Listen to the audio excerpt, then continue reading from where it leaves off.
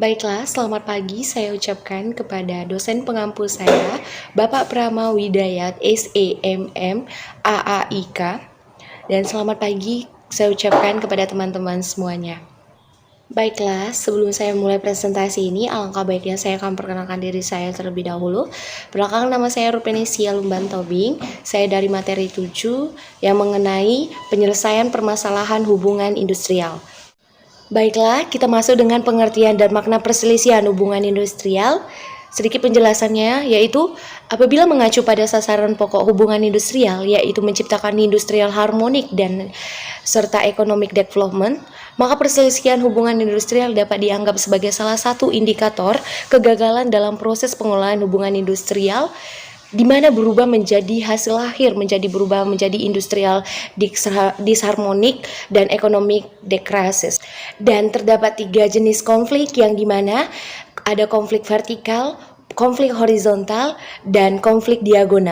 Ada beberapa pandangan yang berbeda berkaitan dengan eksistensi dan peran dari konflik organisasi yang dimana akhirnya dapat dikelompokkan ke dalam 3 pandangan. Yang pertama ada pandangan tradisional, ada pandangan hubungan kemanusiaan, dan ada pandangan interaksionis. B. Jenis-jenis perselisihan hubungan industrial. Ada 4 jenis yang dimana 1. Perselisihan hak. Perselisihan hak adalah perselisihan berkaitan dengan pelaksanaan hak yang telah diperjanjikan dalam peraturan perusahaan atau PP dan perjanjian kerjasama atau PKB. Yang kedua, ada perselisihan kepentingan. Perselisihan kepentingan adalah perselisihan berkaitan dengan ketidaksesuaian pihak tentang syarat-syarat kerja yang tidak diatur dalam perjanjian kerja maupun perjanjian kerja bersama. Yang ketiga, ada perselisihan pemutusan hubungan kerja atau PHK.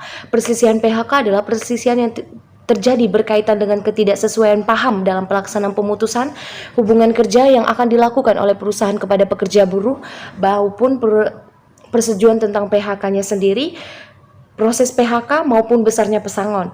Yang keempat adalah perselisihan antar serikat pekerja. C. Tata cara penyelesaian perselisihan hubungan industrial.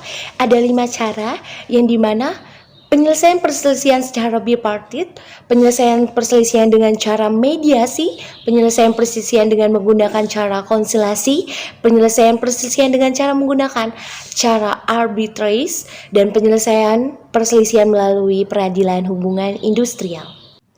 D. Prosedur dan mekanisme penyelesaian perselisihan hubungan industrial yang dimana 1. Prosedur dan mekanisme penyelesaian secara bipartit harus diselesaikan secara bipartit di dalam internal perusahaan agar dicapai kesepakatan melalui musyawarah dan mencapai mufakat antara pengusaha dengan pekerjaan yang dilandasi rasa kekeluargaan. Yang kedua, ada prosedur dan mekanisme penyelesaian melalui mediasi. Dan di sini kita lihat ada bagan penyelesaian mediasi yang dimana mediasi perselisihan kepentingan, perselisihan SP atau SB, dan perselisihan hak, perselisihan PHK. Prosedur dan mekanisme penyelesaian melalui konsilasi.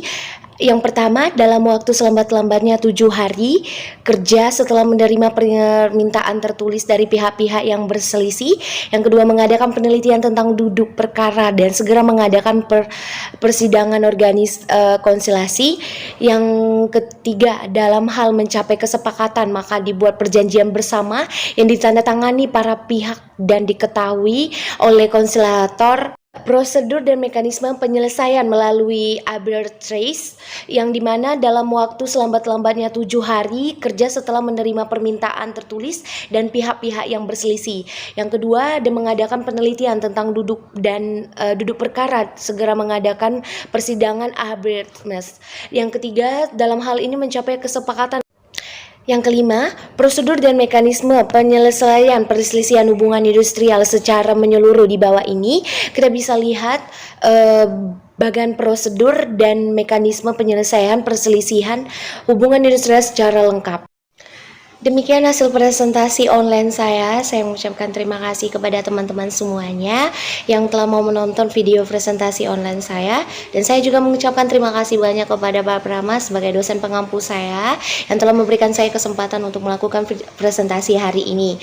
Baiklah teman-teman, di sini saya akan membuka sesi pertanyaan kepada teman-teman yang dimana terdiri dari 5 pertanyaan.